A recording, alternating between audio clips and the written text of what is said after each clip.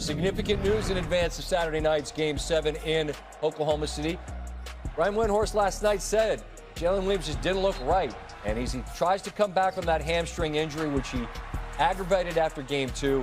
Did not play well in Game 6. He will not play Game 7 as the Thunder host the Spurs for the right to play the Knicks in the NBA Final.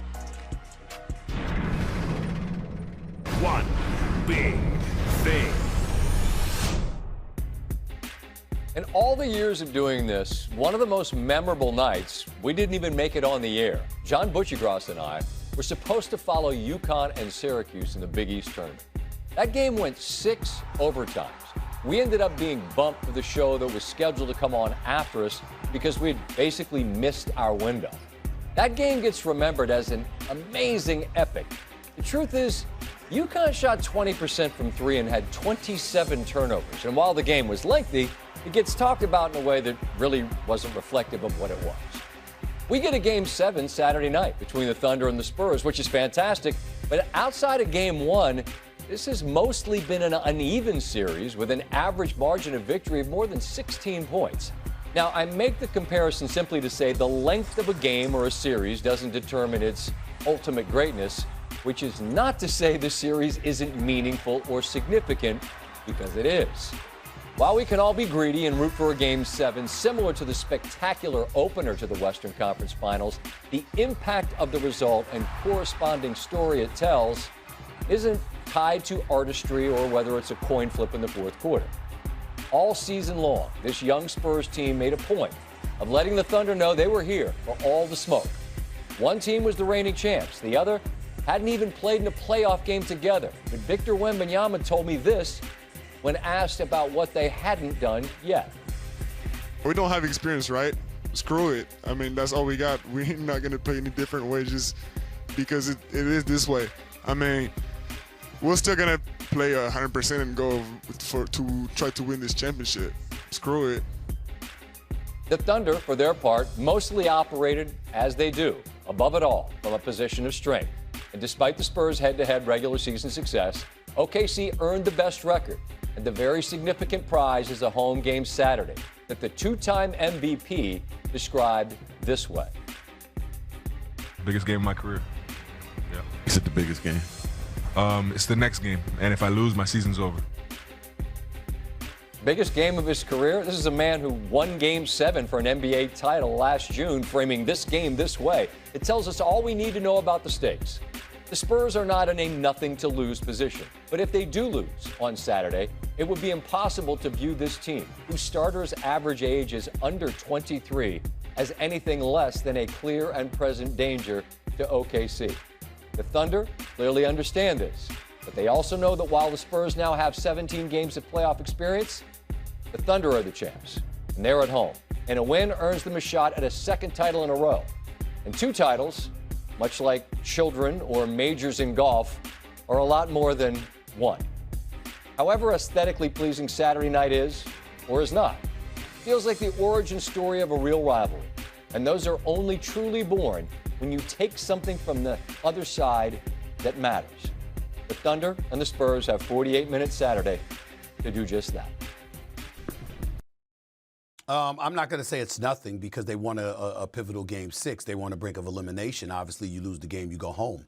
And they responded the way that they were supposed to respond. But in all fairness, they responded the way we anticipated they were going to respond. You know, Wemby came out. He was definitely looking for a shot. He was aggressive. The team followed suit. The supporting cast definitely showed up. They hit about 57% of their threes in the first quarter alone and sent the message that they were here, that they were ready to force a Game 7. And I think putting Oklahoma City on their heels put OKC in a position where it wasn't that much of a priority. The level of urgency that normally would exist in a game of this magnitude, it wasn't there for OKC because since San Antonio came out so strongly, they were of the mindset, look, we got Game 7, which is exactly what I anticipated was going to happen. After Wemby only made 15 shots in Game 5, you knew on his home turf in San Antonio, in front of his home crowd, there was no way in hell that he was going to sit idly by and let his season end on his home court in such a demure fashion. He wasn't going to do that. He was going to be aggressive. Stephon Castle lives to be aggressive. And obviously, Dylan Harper came off the bench, and obviously he was very, very formidable as well. Unlike Jay Williams, J-Dub, who only played 10 minutes off the bench, 1 point on 1 shot. You know, I guess they were just out there to see if he could last a few minutes because of that hamstring injury. But nevertheless, they played like a team that knew they had a Game 7 cushion. And you knew that if San Antonio came out early and punched them in the mouth, the level of urgency that normally you would anticipate wasn't going to be there. Well, you're damn right it was something. Because, you know, Victor says they played consistent. When you say that, it makes you think of like a flat line.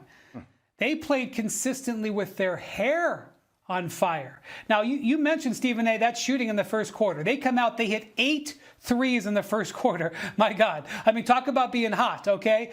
But I was watching Oklahoma City. Oklahoma City was weathering the storm. And, like, you know, they're tackling Shea and, you know, they're beating their chest. Oklahoma City was holding it. They were holding the line. And I'm thinking they may be able to weather the storm. But San Antonio never backed down.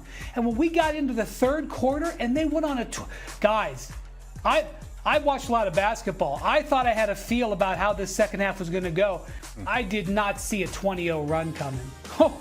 I mean, they hit him with a 20-0 run. And Shea Gilgeous-Alexander in that third quarter was in hell. Now, he is definitely having a little bit of a slump, okay? He is not hitting the shots he normally does, but he has been put there by this Spurs defense. He's got Stephon Castle standing in his jersey, and if he can get around him, he's got Victor Wembanyama back there. And he's trying to get fouled because it's his only recourse. He can't beat that impenetrable force without his full course of team, his full course of help with him, with those other ball handlers out. This is an absolute war. Now, the big challenge for them is, can they possibly take any of this energy to Oklahoma City? They have continued to impress me, outplaying their youth and outplaying their experience level. To take that level of passion to Oklahoma City on the road, that would blow me away. But maybe they've got it in them. I don't know.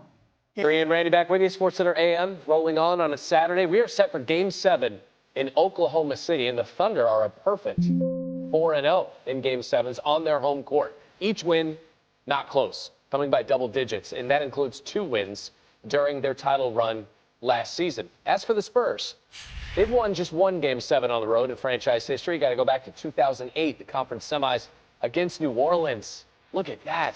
San Antonio 5-3 on the road this postseason, but they lost the last 2 in OKC. Saturday's game, tonight's game, just the 4th Game 7 between 60-win teams in NBA history, and the first since 06 between the Mavs and the Spurs. Previous 3 all decided by 1 point, or they went to overtime. Time now for a little bit of time, quality time, QT with Q Rich on SportsCenter AM. That's pretty good. Are you doing it? Are we going to? Yeah, we can do that. It's been a while. Let's get it. Let's talk QR code, Q. What is the code for the Thunder to win Game 7 and go back to the finals? Man, fellas, for me, the QR code for the Thunder, obviously, they need their MVP, SGA, to be big time. He's back on his home court. He had a good game last game on the home court to help them get that W. I feel like they need a huge night from SGA. They're going to need Chet. They're going to need Holmgren to come and ball out. They also going to need Caruso off that bench with the defense and just the energy that he's been bringing, whether it's been offensive points, defensive energy, defensive force and turnovers. And then Jared McCain has been an X factor for me, and I expect him to be the same. At home, OKC Thunder's other guys, the support cast, will play well, and they need SGA at MVP level. You ain't lying. He was held to a quiet 15 points in that Game 6 loss. Game 7, do or die. The Spurs are a 3.5-point road underdog. So, Q, what's the QR code for San Antonio to pull off the upset and go to the finals? Same thing, fellas. They need their big guy. They need Wemby to be the best player on the floor. If they're going to try and come into OKC and win what we just went over, they've won. They're 4-0 in Game 7 in their home court. We know this crowd will be loud and raucous, and it will be jumping in there. So they need Wemby to be Wemby, the best player on the entire floor on either team. Then they're going to need their defense, because their defense is what's giving OKC the most problems. Steph Castle on SGA has been a problem, as well as the double team and just funneling him down there. So they're going to need a big game offensively from Wemby and defensively from the whole team. All right, we have the QR codes. Who wins tonight? Hey fellas, it's a tough call, but I gotta go with the trends. I'm going with the Thunder. They 4-0 in home game and game sevens at home. And this series has kind of been back and forth with the home team winning the last few. So I'm gonna stick with that trend. I think SGA has a big night. The supporting cast steps up and they win. We're going to find out tonight, Game 7, 8 p.m. Eastern. Quentin Richardson joined the program this morning. Q, we'll see you in a bit. Yes, sir, Come fellas. on, come on. Let's go.